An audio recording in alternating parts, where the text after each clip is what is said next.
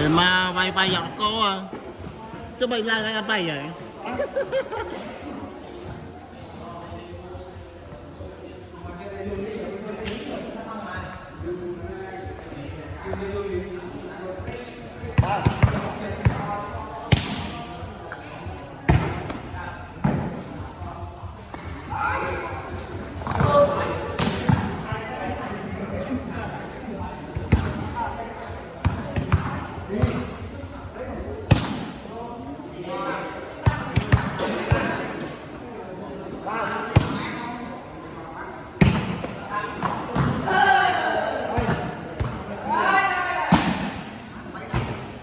mà thôn smart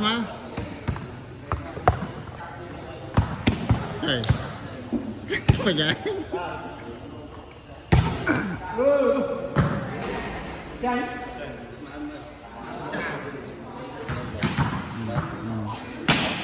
vô cái này vô không bu này vô không bay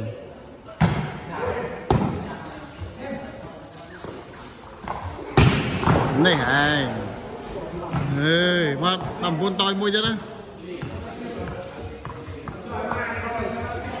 ô em thấy bông thay cho bác say ai vai sát đó là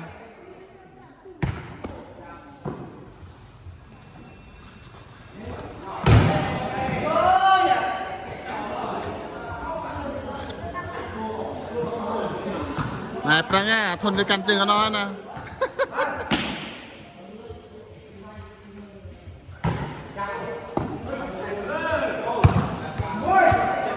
chào bà ra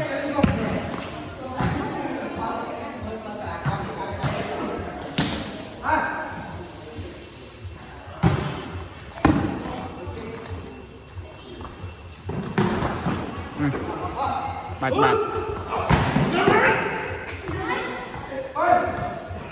bà ơi